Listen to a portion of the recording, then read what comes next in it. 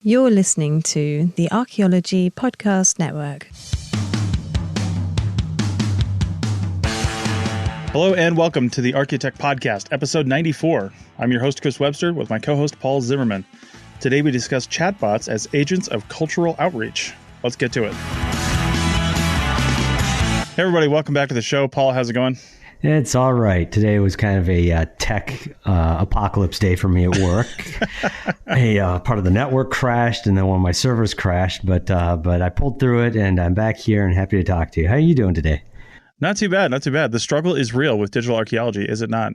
Sometimes, yeah. Though this wasn't archaeology. This is just digging around through through our server room. I mean, that happens. You know, I had a bunch of meetings today. As our listeners know, I'm working with WildNote now, and we had a lot of discussions today over user experience and, making changes to the platform that help our users get onboarded a little better. And that's kind of the front end of things. And you're working on the back end of things, server stuff, because, we talk about archaeology and technology, and it's not just about taking pictures and drawing and, writing down notes about a thing. You can do all those things, but it has to be on technology that works. And what makes that stuff works is servers, a good design, and things like that. So you have to factor all those in. Well, I've said before, probably, I say it anytime I speak to anybody about my department here. That's the way that we look at things. Mm-hmm. We layer them. The important stuff is right out the edges. The teachers teaching the students, and then we scale it back there through our integrators, and then down at the base of it all, we techies, to make sure that the teachers and the students can do their thing way out at the periphery of it. But it's all kind of an integrated whole, top to bottom. One bit works, in support of the next layer.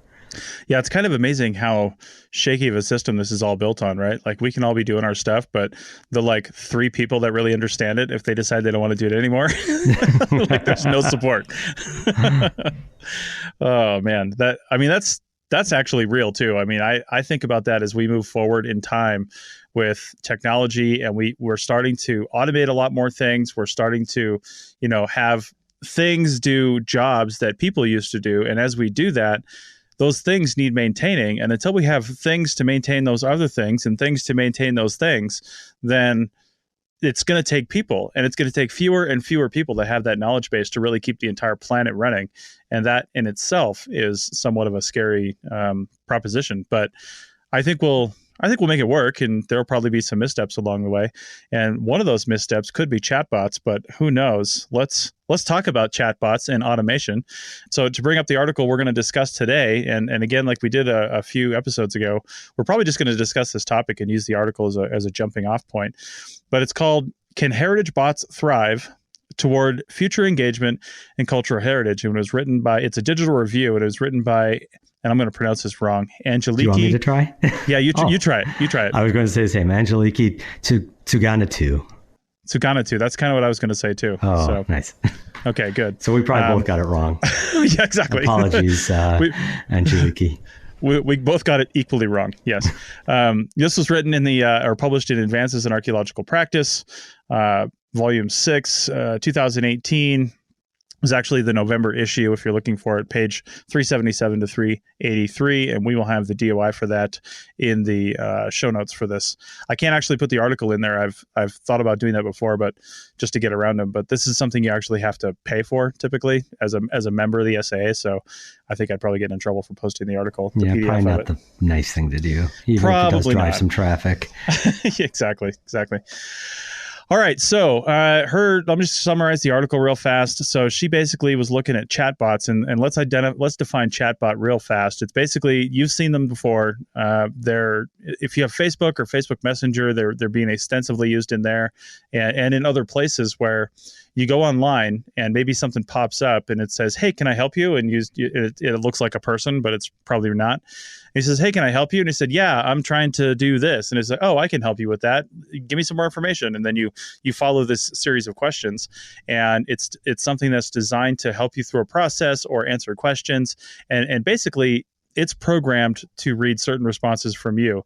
And if it gets stuck or something like that, well, that's where the coding comes in. Then, the developers decide, well, it's either going to fail or it's going to lead you to these other resources or get you in some sort of circular loop, which just says, call this phone number or something like that. So that's essentially a chatbot.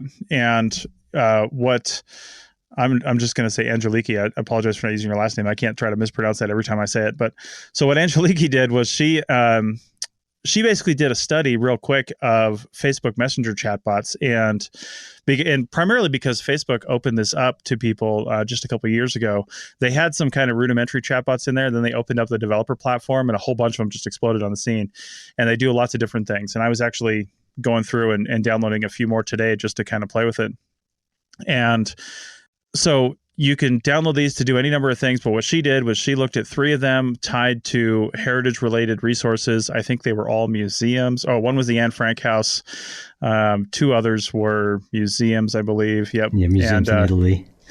Yeah, and basically they're tied to the page. So when you go to the page and you hit message, you're actually talking to a chatbot, and they can lead you different places. So, well, what are your thoughts on chatbots before we get into any of the articles, which I don't know if we're going to talk about much? I've had a few kind of like nascent thoughts about it in general here. On the one hand, it touches on broader topics that we cover on this podcast. It's technology related, but it's not the kind of technology that we're normally talking about. We're normally talking about data collection and data analysis, but this is another computer use, and it's a very ubiquitous one, and it deals with a big part of technology, which is communications.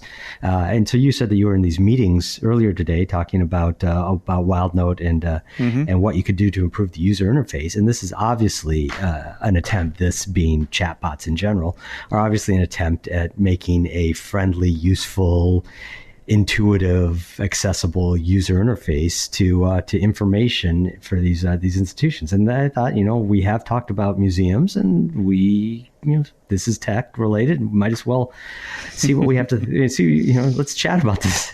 No pun intended there, and see where it goes. Yeah, and quite honestly, we've got integrated into WildNote, and you'd see this the minute you go to the site. Down in the lower right-hand corner is an icon that you probably recognize from other websites because it's a third-party add-on called Intercom. And if somebody's actually sitting at the Intercom interface, like you get a notification that somebody's had an issue or is communicating with it, then you can actually communicate in real time as a person. But it's set up on different pages to actually interact with you on its own. And we've set up different help articles and different things that say, hey, I mean, it's kind of like the first chatbot that most of us can probably think of is Clippy from Microsoft Word. Oh, hey, it looks like you're writing a letter. I purged Clippy. I was glad that the article started with Eliza, which I have semi-fond memories of from middle school. Nice. But Clippy, oh.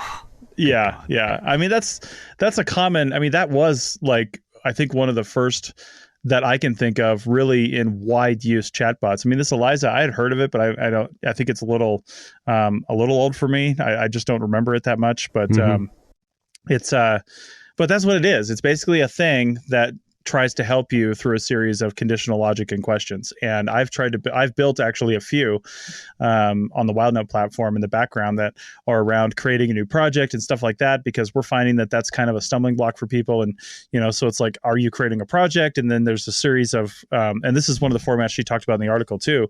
There's basically, you don't type any responses in, you just pick from a list of responses. And that actually helps guide the chatbot a little better, because when you type in responses, the chatbot is required to suss out what you're really trying to say. And maybe you're using slang. Maybe you don't spell so well, something like that. And it's got to figure out, well, they spelled it this way, but did they mean this word? Did they mean this word? What am I trying to look at here? So that's what we're doing. Yeah. It certainly simplifies the logic. And actually, I want to just specify here before we get too deep into the topic is that the article and probably most of our discussion today is going to be about chatbots as opposed to bots in general, though we may drift that direction as we go. Because we're talking about different sorts of things with a different interaction. Right. And bots have been in the news a lot with regards to, election hacking and advertisements on Facebook and so on. I'm sure you've been reading the news and heard a lot about them. We're not talking about those kind of bots, at least not just yet today. We're talking about the chat bots, the ones that you interact with more or less like you would interact with a human. Yeah, and I think, and she brings this up in the article, the Turing test. I think because Chatterbot was the first use of that word, and then it was shortened to chatbot. And so I think to emphasize what Paul is saying, that the biggest difference is bots just do things for you. Bots is something where you just like, I want you to send this email to a whole bunch of email addresses and then collect information or something like that. Those are bots. You just basically program a series of instructions and it does that just like a robot would. But Chatterbot is more of a thing to have a conversation with, and there's just different levels of sophistication for that. I don't know that any of them could really pass the Turing test, and if you don't know, the Turing test is basically designed by a cryptographer and he would have been a computer scientist had he been born 20 years later, but he developed this test basically where you interact with a machine or a device, and if you can't tell that it's not human, then it passes the test. Like if it sounds human to you, then it passes the test. And very few things have, I think some things have passed that test conditionally, but I don't know if anything's like absolutely passed the test with flying colors. I'm not sure if that's happened yet. I don't believe so. No, I don't think so. At least haven't heard so. I think conditionally is the important thing there. And that, again, that ties it back into the chatbots. The domain, what they can discuss, what they can explain to you is very much predetermined by the people who put these things together. Right. You can't have a wide-ranging conversation if you go too far off script for reasons like you said, because you don't speak the language particularly well, because you use a different dialect, because you don't spell well if you're typing in your answers. That'll throw it all to hell, and in a way that it probably wouldn't with a human being. Yeah, probably. If you want to try one of these out while we're talking here, one of the first examples she has is the Anne Frank house. And all these are on Facebook. This is where she used her, because Facebook Messenger is so integrated with chatbots now. If you go to Anne Frank house on Facebook and you click message, basically, you'll be sent right into the chatbot. And one of the things she noticed, again, they used some buttons here that you can click, basically, is how you interact with it. And if you try to type something in, like she tried asking about Anne Frank's father, and the chatbot just couldn't handle it. It's like, my brain isn't advanced enough for your question. They just basically did a really simple decision tree is all they did. They said, it's hey, a choose your own adventure kind of. Exactly. Oh, that's a good one right there. I mean, that's essentially what a chatbot is. And so the smarter ones, and I think Siri could be considered probably a really advanced chatbot for all intents and purposes, because you don't choose a series of things when you ask Siri a question or you try to have Siri do something. Siri tries to interpret what you want to do and then does that. And Google's the same way. Alexa's the same way. The Amazon Alexa, the OK Google thing, they're all basically really sophisticated AI that's trying to determine what you're saying. And you can say it a number of ways. I try to trick mine because I have our living room lights set up on Wi-Fi so I can access through Siri. And I try to tell it to turn the lights on and off in different ways. Like I tried to use the word extinguish. She didn't like that. She didn't know what I was saying. I've tried other ways to just say, shut the lights off. And it just doesn't work sometimes. But sometimes I'm surprised that it does work and it just gets it. So that's one I'd never thought of, the turning the lights off, because this is off topic, but my wife says close the lights, and she got it from her parents who are immigrants. And my mom, who's also an immigrant, different country entirely, always said close the lights. So I wonder if Alexa would close the lights for you. I don't know. Some of the phrasing that I've been made aware of is dependent on the language that you choose. So if you chose like British English, you could use British slang and British phrases to do stuff, to interact with Siri. If you chose Australian English, presumably something like that too. And if you chose another language entirely, presumably the slang and terminology that you use. What language is that? What I guess nationality or ethnicity were her parents? Her parents are Serbian, so Serbian. Okay, yeah, from Yugoslavia when Yugoslavia was still Yugoslavia, and my mom is Argentine via Italy or Italian via Argentina, depending on the day of the week.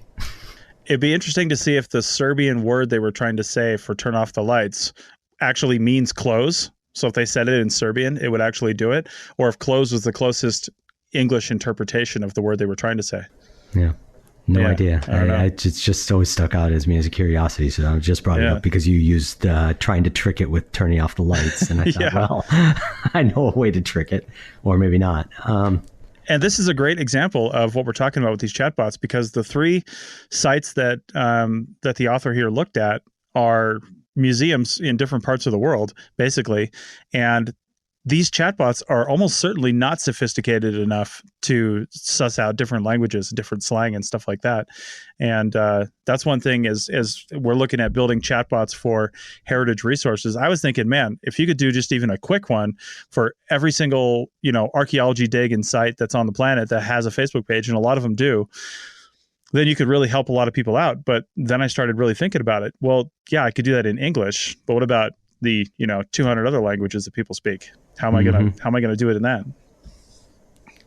But I don't know. We're going to get better at that. That's the only thing I can imagine. But it's not anything in my wheelhouse, that's for sure. Yeah, indeed.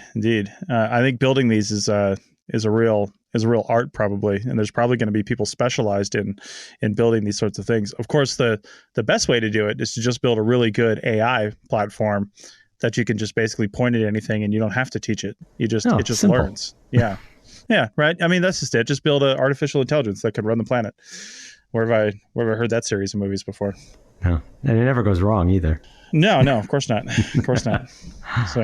So the to tie it back again before we go too far astray here, back to the article. She's talking about the chatbots and what are they doing. I mean, one of the things she says is that many bots are currently used in museums. And when I read that, I thought, really? Many? She could be right. It's something that I hadn't noticed. I hadn't paid any attention to. So, do you have any experience with chatbots in museums outside of what you just read here? Because I certainly don't, but I could see myself just not having noticed it. No, I haven't. And the only thing I've done, of course, is I've worn the headset that says, you punch in the number or whatever for whatever display you're looking at, and it gives you information. But I've never seen anything that was even mildly interactive. And I'm not sure, like, what kind of interaction would you even want? Because most people go through a museum somewhat linearly, along the wall, and they're going from here to here to here to here, pretty much the way they want you to go. And it's like, it really is a one-way delivery of information. Like, what kind of questions could I ask it that wouldn't be already presented to me? Like, usually if you're looking at stuff, the history of the object will be there. The if it's got a person who created it, that name will probably be there. The medium is probably there. Other stuff like that. It's like, what question can I possibly ask that is not already presented right in front of me? Unless they want to get rid of all that information and have it purely in the chatbot realm, or have both. Yeah. We do have text panels when you go to museums. We do have text panels, and we have the audio guides. And the way that these are presented, at least in the article, and again, I don't have any experience with them elsewhere, in museum context, that is. Maybe they're the next step in the audio guide. They certainly seem to be the ones that she presented in the museum. And I did also want to highlight that the Anne Frank example, the Anne Frank house example, was really geared for people who wanted to go to the museum or who weren't going to be going there but wanted to find some basic information about Anne Frank. The other two were more geared towards people actually at the museum. Going through the museum, trying to plan what they were going to do in and out and about the museum as well. So there are different ways of interacting with it, different ways of creating an interactive environment via the chatbot, different purposes that they can serve. But generally, these ones are all informational. They're not necessarily entertaining. They're not necessarily, entertainment for the sake of keeping you engaged for a bit, but not something necessarily that one would go to like a movie for entertainment. Right. And certainly not one, like we said before, that would be able to hold any kind of conversation on a wide range of topics. It's not going to keep you company at night. Yeah, the ones that worked with the museum too, almost an interactive experience, are intriguing to me because they, anytime, unless it's like a really, really, really small, like local museum, anytime I've been in a museum, typically it's like a silo where cell service goes to die. And these are based in Facebook, Facebook Messenger to be more precise. And it means you have to have your phone out and an internet connection. And so they either need to have Wi-Fi or cell service needs to just work inside the building. And to base your interface and your stuff on purely that would probably be a really big mistake, because some people have cell service in different places than others, depending on the carrier you have. So creating their own app and that you download maybe at the entrance where everything works offline. It's all downloaded straight to your phone. Then you can use it anywhere in the museum. That would be a little bit more advantageous and a little bit smarter, I think. But then they wouldn't be able to update it in real time either. They'd have to, push an update to the app. Or alternatively, a museum could have ones for checkout like they do with the audio guides. Right. And then their own network and their own devices on that network. And, you check one out, you walk around the museum with it, and then you put it aside when you're done. Give somebody an iPod Touch or something like that. Exactly. So I was interested, though, in this museum interaction, because you present two different modes of it.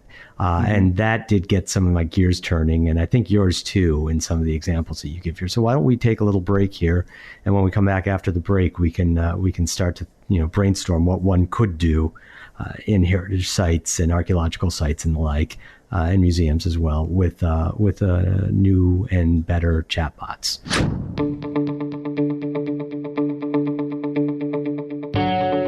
Hey, podcast fans and digital archaeologists. Have you heard about WildNote? It's a data collection app that works online or offline on your smartphone or tablet, iOS or Android. It allows you to collect field data easily, manage data efficiently, and generate data reports and site records effortlessly.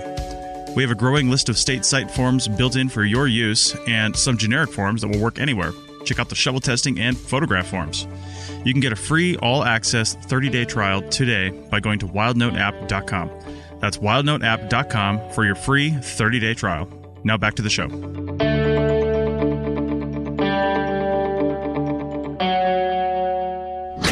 Hi, welcome back to the Archaeotech Podcast, episode 94. Today we're talking about chatbots.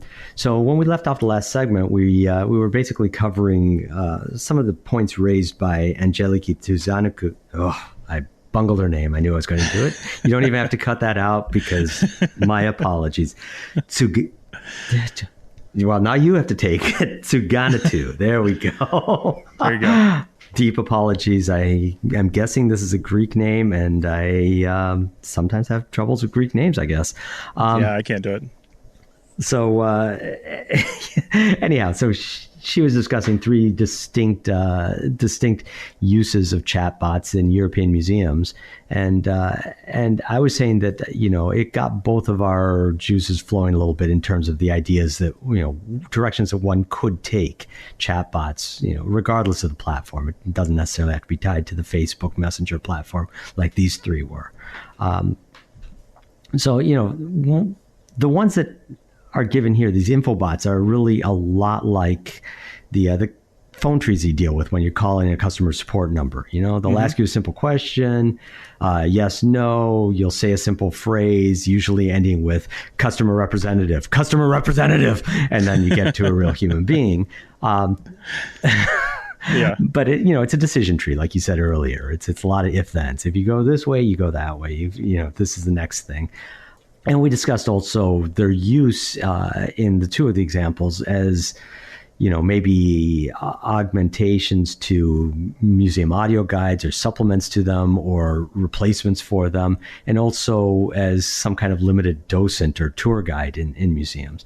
And so you'd written down some notes here about different kinds of places aside from museums that one might be able to use them. Do you want to go into what you were thinking?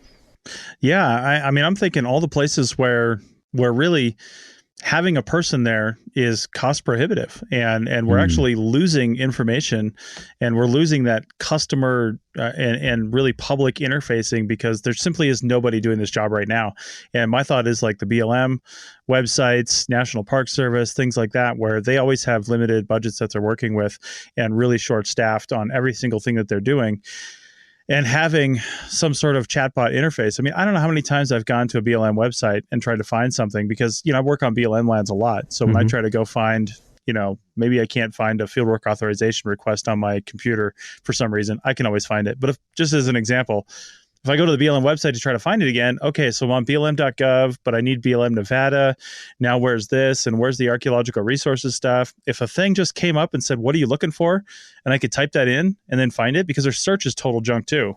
Their search typically finds like articles and stuff. It doesn't actually find pages on the website where I need to be.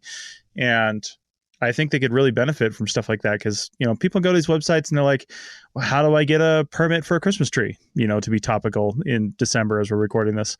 How do I, get a permit to do this or, where are maps for that and stuff like that? It would save everybody so much time if we could just have chatbots in those sorts of areas. And then, bringing it back to heritage and archaeology and things like that, you might have questions about a property that's on BLM land that you saw maybe, and you can ask a question about that and say, what more information do you have about this? Can I go visit it? Stuff like that. Just chatbots that can help interact with the public and then not only answer questions like a real info bot, but interact in a meaningful way.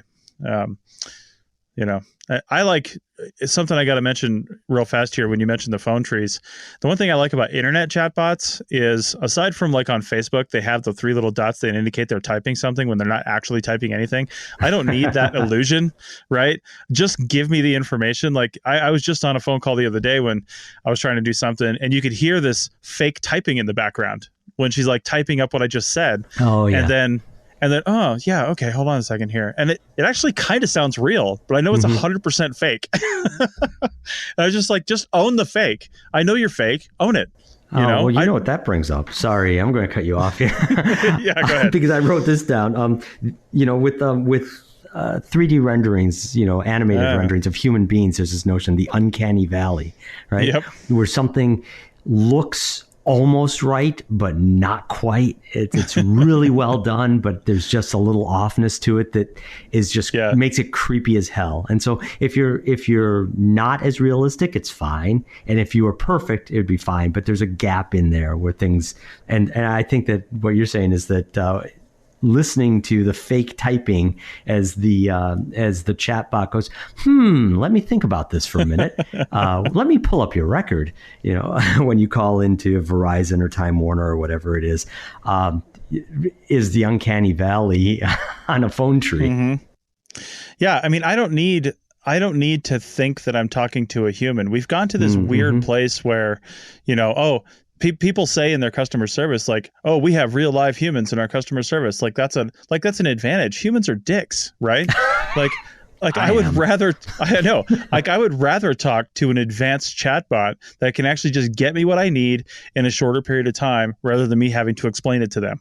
That's what I want. And I would want the same thing from a museum, from a BLM or NPS website, from anything. I just want information, and I'm fine with it coming from a robot or a computer, right? I'm fine with that because at least I know what I'm dealing with. When it's coming from a human, I don't know what they did that day. I don't know if they had bad breakfast, if, their wife just left them, or their husband died or something like that. I mean, that's terrible, but it affects their job and it affects, how they present information to me. And maybe it's cold and heartless, but I just want information sometimes, and I don't want to have to deal with a bunch of crap to get it, Well, I guess that matters of authenticity there. I mean, for a few years there, especially on iOS, so many of the interfaces were made to look like real things. You had faux grain, leather grain on your contact book in your phone. Well, there's no reason for that, and now everything's moved away from that. Now, whether it's Metro Design or now I'm trying to blank on or on the Google and the Apple names of the same thing. It's a more flat design, they call it. Yeah, it's that flat design, but they each have their own names, and I'm just being silly right now, and I can't remember. But anyhow, we've moved away from that. The interaction is the important thing, but we don't have to pretend to be something else. And so, so a chatbot, does that make it not a chatbot if it doesn't pretend to be a human? That's an interesting way to look at it. I mean, they do still have bot in the phrase, so they haven't tried to change that. But real quick though, do you know what the $10 word is for things looking like they're supposed to, like a folder looking like a folder? Skeuomorphic. There's another great Greek word. That one I can say. It's not a name. Right. I love that word. So it's an interesting aside about skeuomorphism is some things like I can't even think of another symbol to replace it. Like I was just noticing it on my phone just today when I was in a meeting, and Siri came up with a suggested call I should make about another meeting, and even the phone icon on my on my phone right now is like a handset phone, like with the end receiver, not even like a phone from the 80s, with the touchpad dial, like a phone on a dial receiver, but it's just a handset. I'm like, how many people that have been born in the last 15 years, unless they've seen it in a movie, actually even know what that is? And yet what they know it is it's somehow the symbol for a phone, whether or not they know what the original one looked like. That is now the symbol for a phone. Well, the big example of that on computers is the floppy disk icon that means to save things. Nobody's used a floppy disk in 20 years, No. What the hell does that even mean? Yeah. But what are you going to use to actually represent that? What other symbol could possibly mean that at this point in our lives? So if the whole world was wiped out today, what symbol would come back as the symbol to save this file? It's strange. Anyway, what were we talking about? Oh yeah, chatbots. Oh yeah, so we're talking about different interactions with them, and you were talking about BLM and NPS, and I, you went in a different direction than I thought you were going to take it. You were talking about intelligent search assistants, which Google actually is getting pretty good at. A lot of the kinds of questions that you posed, I just type straight into Google when I have to do a search, and if it doesn't get me the right answer, I can usually then pull out a few terms that'll help me zero in on the answer fairly quickly. To get those kind of deep, random bits of information, hey, what time is this place open at? What's that building that overlooks that hill? That sort of thing. But I was expecting that you're going to go with, on-site, when you're at a heritage site. Yeah. And wow, something that you said there just had me really excited for a moment. I bit my tongue, but I was thinking, I don't know if they have any cell service there, but about the expense of having human guides, would it be awesome to have a decent chat bot that you could go around Chaco Canyon with? Oh, that would be fantastic. There's so many questions I had there. Yeah, so many questions. What the hell am I looking at? Yeah. I mean, they hand you like this map that has very little information on it, this brochure basically. And it would just be amazing. And I know when we were there, we didn't have cell service at all. And so it would need to be, like I mentioned, an app that you download from the National Park Service or maybe even just Chaco Canyon. And you just pick it and say, I need this information, then walk around with your headphones on and have it, because the GPS would still work. It would still know where it's at. And that place is big enough that I don't need like room by room GPS on some of that would still be pretty cool. Yeah. But I could just be at Pueblo Bonito and say, okay, what can I do from here? Yeah, that would be pretty sweet. A lot of work to put together, but that would be pretty sweet to have. So that's the kind of thing that I'd like to envision. They're basically taking what in the article was discussed as is something that would be in a museum and bring it out into the broader world, into open air sites as well. And then I was thinking, you just mentioned GPS to know where you're at. I would love to have an added layer of AR, where either it can recognize the shapes of certain things and know that you're looking at a particular item in a museum, or it can overlay information and use that, alongside the chatbot. So you could really craft a nicely guided tour for somebody as they went through, be it a site or a museum or any other kind of heritage site. And again, very inchoate notion here. It's just kind of percolating now as I was reading that and as we were discussing this idea. But I want to see a convergence of a lot of these kinds of ways of displaying and conveying information. Yeah, the nice thing is a lot of the information in these things, whether it's an app on your phone, Facebook Messenger, or even an overlay on an AR, glasses or display on your tablet or phone or something like that. A lot of that, the information's really only got to be put together once, and then it can be used in these different formats. So it's a lot of work initially. But even if we change the format later on, like we go to a 100% virtual reality format where you're laying in your living room on a device that, transports you to these areas, it's still the same information. Like that's not going to change. What we know of Chaco Canyon is, we might learn some new stuff in the future, but I think we probably got it about 95, 96% nailed, right? Like there's just not a whole lot more we're going to learn about that unless we somehow come up with a way where we can detail the actual lives of individuals that live there. But until we can do that, we've got a pretty good picture. So the information just has to be compiled once in a way that can be read by these things. And then, different technologies, I would imagine, would read the information and interact with the information in different ways to present it back to you.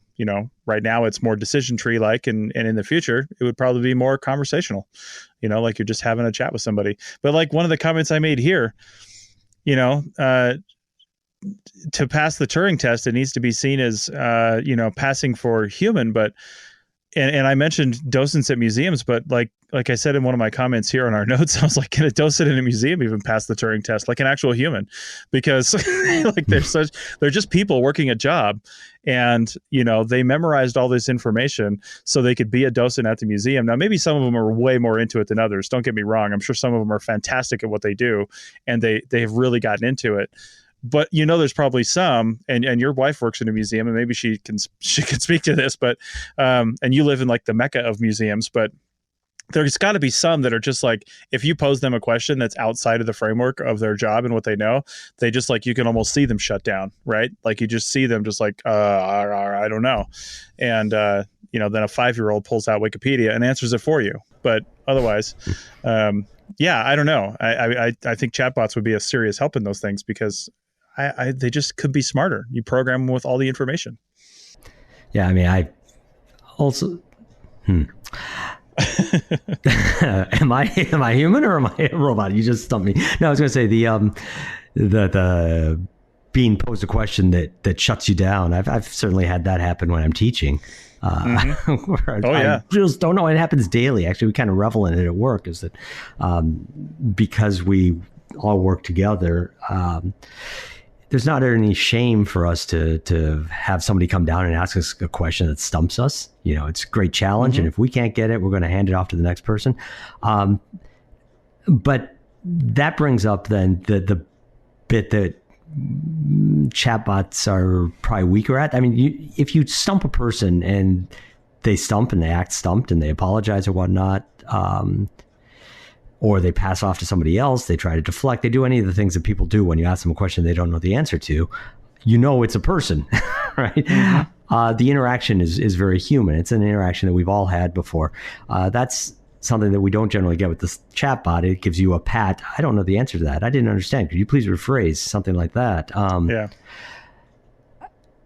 I don't even know where I was going with this. I think just the richness of the interaction it's what makes a difference, and that's, I guess, what you were going at. That as you can ask more complex, varied natural language kinds of questions, and with more capacity to understand different dialects and different languages, and different quirks in like misspellings if you're typing it, the richer these tools will be. Mm-hmm. The richer the interaction with them will be, and at some point you're going to hit that point that it's indistinguishable from dealing with actually a real human being. So I think one of the concluding questions I would have in this segment is: are we ready? Are chatbots at a good enough point where they can actually help public outreach and interaction with some of these historical and heritage resources? Or is it the kind of thing that's just not fully baked yet, and that we shouldn't be wasting our time putting them together, because we're going to put more time into it than the benefit we're going to get out of it? People are just going to get frustrated with it or something like that. What do you think? Are we there yet? Should we put resources into this? No, my gut feeling is that, if we have the audio guides, which are pretty limited.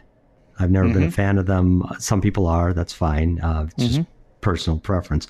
But as a one-to-one replacement for that, not doing anything more involved other than asking very simple questions with preset, press this button as an answer, or that button or the other that takes you on a decision tree. We're there. We've been there for a long time because we've had stuff like that. You skip ahead on the museum guide because you can't access something on a given day because it's on loan or it's in conservation, or there are too many people crowded around it or whatever, or it doesn't interest you. Whatever the reason, people are comfortable with that mode of interaction. I don't think that the chatbot has to be any different from that. It's just, again, I used the word earlier, but it could be an augmentation of that. So I think that, sure, we're there. And then let it build from there. See what other kinds of cool things can be added onto it, can be can grow from that, because it's a more fertile platform. I think I'm mixing metaphors here. A more fertile platform from which to grow new modes of interaction. So that's good. And one of these modes of interaction, actually tying this right back to the article, is that the two Italian examples, the House Museums of Milano and the National Museum of the 21st Century Arts in Rome, they both add a gamification layer to the chatbots. I thought that it doesn't was cool. go into a whole lot of details to what the gamification is. I mean, the National Museum of the 21st Century Arts adds one that you can actually win tokens, virtual tokens that you can spend at the gift shop. Well, that's kind of interesting. I generally, I'm very much mixed about gamification of things. I think they can be extremely useful, but that could be really engage, especially I would expect younger visitors, capture their attention while they're there and encourage repeat visitors, which is something that I think most museums are really craving, because a lot of times you go to a museum, you check it off the box, and then you don't ever have to go there again. So I do see it, again, as a way of expanding what the museums in particular, but certainly other kinds of heritage sites, can do with how they interact with the public. Yeah, I know. I'm of mixed mind about gamification as well, because my brain thrives on gamification. Like, I don't know if it's because I grew up in the video game era or what, but if something can be gamified, I mean, I'm more likely to do it. Case in point, my wife heard this podcast on intermittent fasting. Have you heard about this? Internet and fasting? Intermittent fasting. Oh, intermittent fasting. I haven't heard of the podcast. Yeah. I've heard of the idea. Yeah, the idea. Well, no, she heard the topic on a different podcast, and so she was like, "Well, maybe we should try this. We could both stand to lose some weight, and there seems to be a little bit of science behind this. Basically, picking a window of certain size to which you can eat, basically, and then not eating outside of that window, and."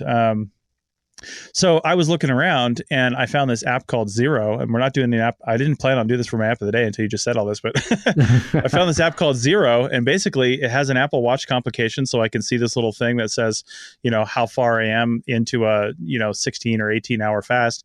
And then, when you're done, it produces this graph, and you can see on the days and how many, your goal is this, how many times did you reach over this goal? It's very weak gamification, but it is just enough in my brain for me to want to have a perfect week. You know what I mean? Like, have a perfect thing. And that's what the Apple Watch has done for my exercise as well. I could see my 3 little rings down here. I know that I'm doing pretty well on my exercise goal and my move goal. My stand goal obviously will not be complete until probably 5-6 p.m. this evening. And I'm progressing right along, and that's gamification. And that being said, though, if I were looking at something like these museum coins in a museum setting and gamification, my brain would probably be more focused on completing the game and doing well in the game. While I'll probably learn something along the way, I'm a little more interested in the gamification aspect of it, just because somebody said it was a game and I want to win it. Now, that's probably just my personality, but I'm sure other people are like that as well, and they want to do that. And then the final part of this is, okay, so they want to encourage people to do this, so they give them these coins so they can get discounts in the museum store. Does that mean people who don't get the coins are paying these inflated prices? Because I'm sure they're not getting a real discount. You've been in a museum gift store before, right? Everybody's paying inflated price. Right? Yeah. So these coins, does it bring it down to the normal inflated price, or is it inflated even more for those that don't get the coins? I mean, come on. Yeah. So I don't know. How does gamification work for you, Paul, in the last minute here? Wow. Yeah. So I don't particularly play well with gamification. Again, no pun intended. That's just the words that came out of my mouth. It doesn't really hook me in general. There've been a few things, I think I've mentioned Duolingo. That does a good job of hooking me and dragging me along, but I haven't used Duolingo in a couple of years now. I should again, but I don't have the time. So it's not something that's particularly useful to me, but I do see it as a good way of, encouraging interaction. And the problem is, like what you just said, if you're using it for a pedagogical reason, if you're using it to try to convey information and you add a gamification layer onto it, do you dilute the pedagogical purpose in favor of the game? Do people who interact with it think of it only as a game and let the other stuff wash by them without sticking, just because they're trying to reach the next level or get the next token or prize or whatever it is? Right. And that's true. And then there's also the problematic aspect of gamification, and that so many things in our lives now, especially through the computers and through our devices, are highly addictive, right? So, if you're building a model of interaction with the public that's based on something that's potentially, problematically addictive, you might want to be careful about how you're going about that.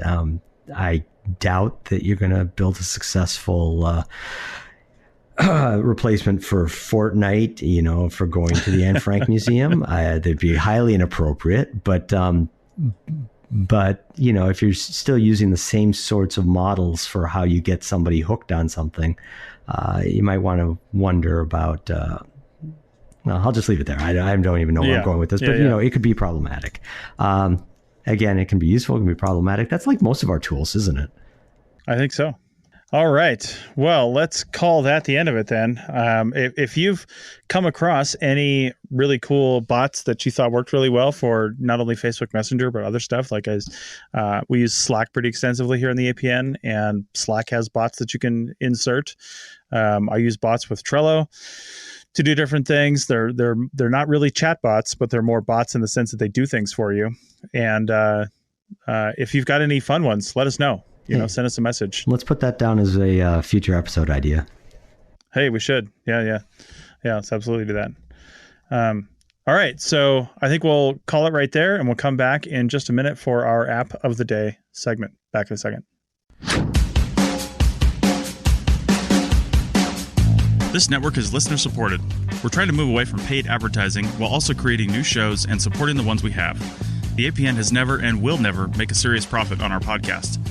Every little dime we make goes back into the network and improving show quality. So become a member today at www.arcpodnet.com/members to show your support, get some extras, and be a benefactor for archaeological education. Members get stickers, a coffee mug, a t-shirt, bonus content, early access to episodes, a private Slack team to talk to other members and the hosts, and full access to training on Team Black over at arccert.black.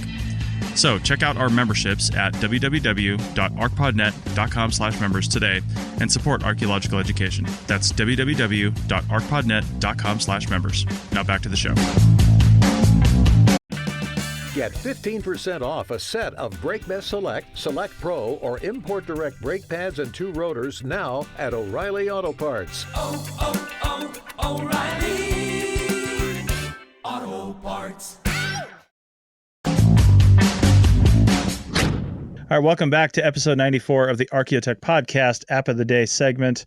And, we already kind of talked about a handful of app-related things in the context of the episode, so we're not going to get too into this. But when the bots first came out for Facebook Messenger, I didn't really get into it. I kind of browsed around a little bit, but as with everything new, there wasn't a huge catalog yet.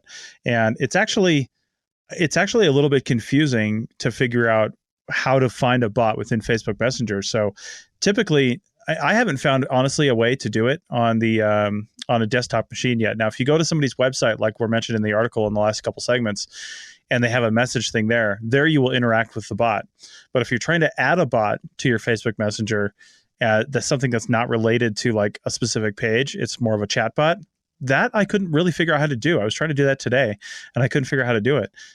Where it's easy to do is on your phone. So if you've got Facebook Messenger downloaded for your phone as a separate application, then you can go into actually search at the top of the screen, just where you have normal people that you talk to all the time.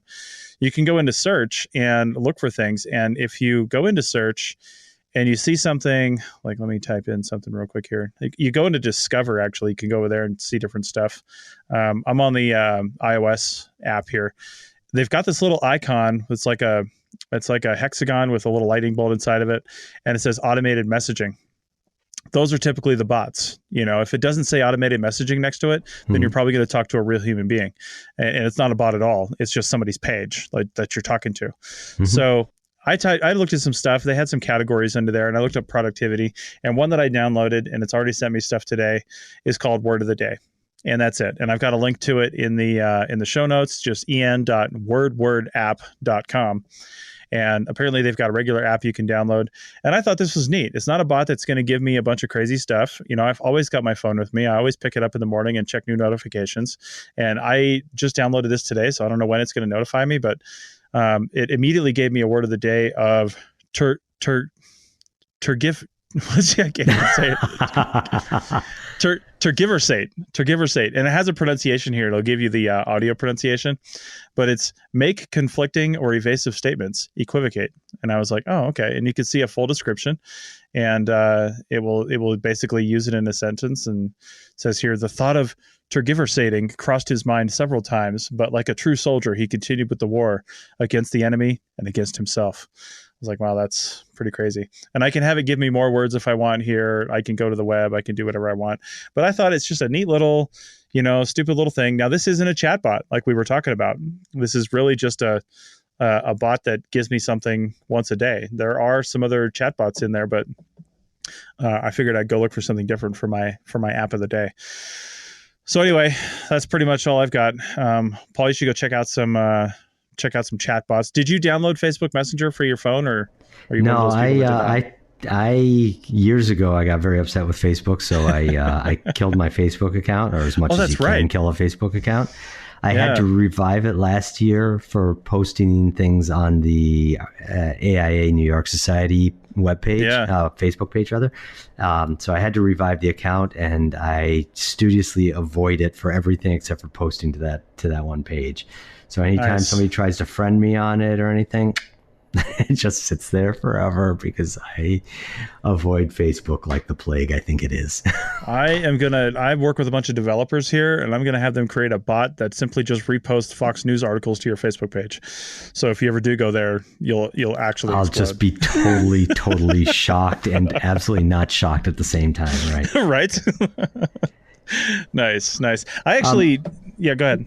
Well, I was just going to say, so I don't really have an app of the day today because I've downloaded a few things, mostly for Christmas shopping, things that are checking Amazon with greater or lesser success. Nothing that I really care to talk about. But since we're talking about my extreme offlineness with regards to Facebook, I just thought it's funny. Yesterday, I signed up for a indoor soccer league. Oh, yeah. Real gamification.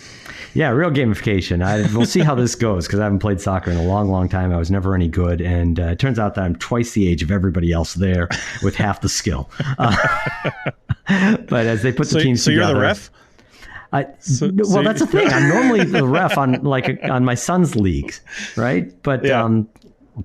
But no, I decided I wanted to actually play for a change. And this league is not quite what I was expecting it to be. It's a lot more serious than I was planning. I thought there was going to be, some geezers like me.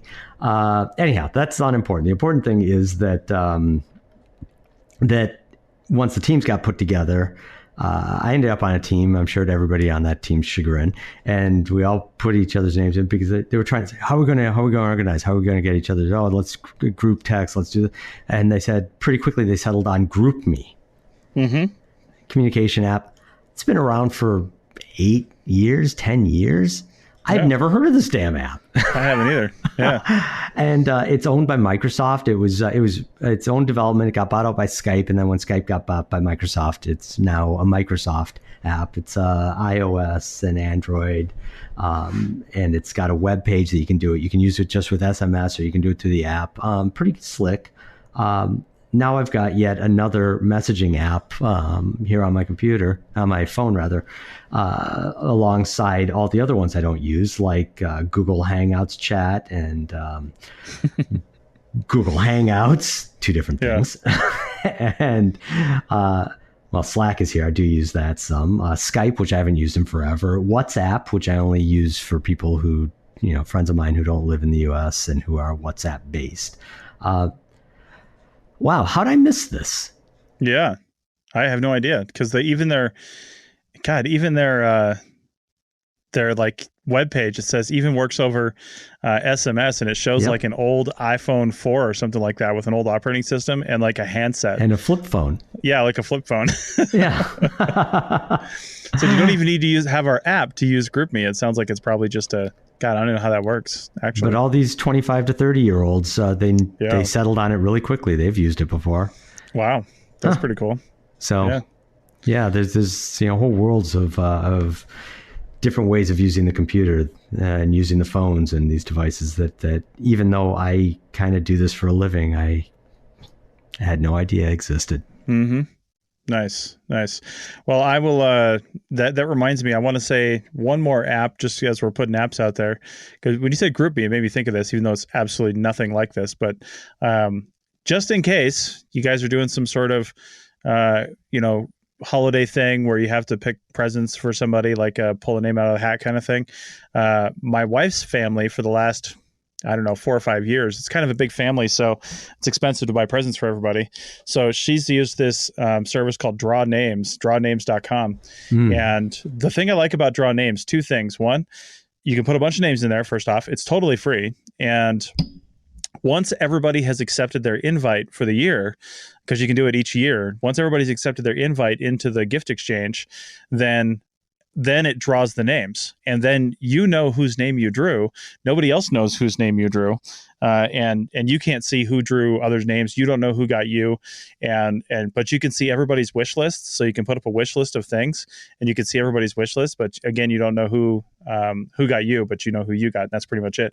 But the other cool thing is you can put in exclusions too. Like she automatically put in the exclusions of like spouses don't get each other. Like I'm not going to get her, and she's not going to get me, and you're not going to get the person you got last year. Now you might get the person you got a couple years back because you put in too many exclusions. You won't get anybody.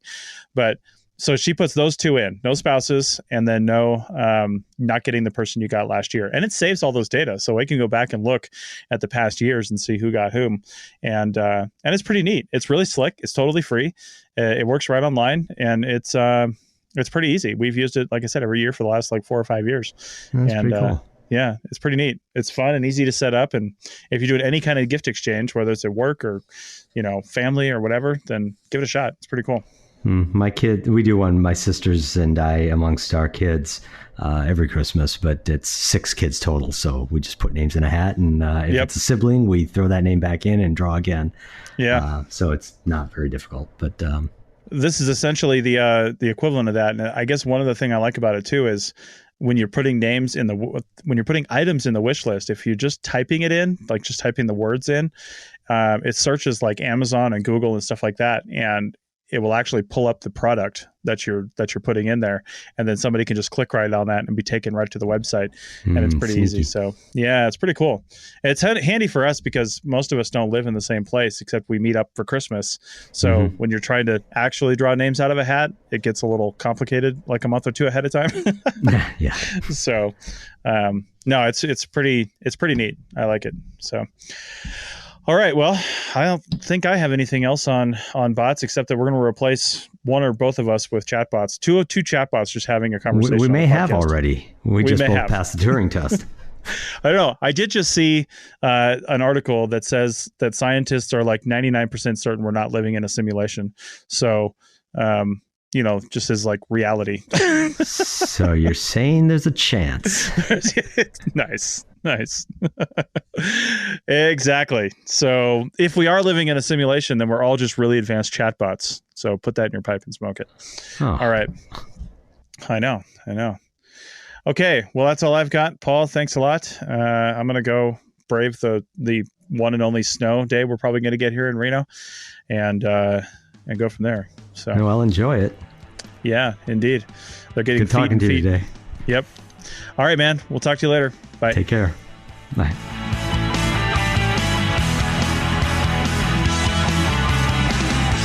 Thanks for listening to the Archaeotech Podcast. Links to items mentioned on the show are in the show notes at www.arcpodnet.com/archaeotech. Contact us at chris@archaeologypodcastnetwork.com and paul@lugal.com. Support the show by becoming a member at arcpodnet.com/members. The music is a song called Off-Road and is license free from Apple. Thanks for listening. This show is produced and recorded by the Archaeology Podcast Network, Chris Webster and Tristan Boyle, in Reno, Nevada, at the Reno Collective. This has been a presentation of the Archaeology Podcast Network. Visit us on the web for show notes and other podcasts at www.archpodnet.com. Contact us at chris@archaeologypodcastnetwork.com. Thanks again for listening to this episode and for supporting the Archaeology Podcast Network. If you want these shows to keep going, consider becoming a member for just $7.99 a month. That's cheaper than a venti quad eggnog latte. Go to archpodnet.com/members for more info. The Labor Day weekend sale is on at Tanger Outlets. Score up to 70% off at top brands like Nike Factory Store, Crocs, J. Crew Factory, Gap Outlet, and so many more. Refresh your wardrobe with the latest arrivals for less from all your favorite brands this Labor Day weekend. Tanger Outlets, always on trend, always on sale. Plan your trip at Tanger.com.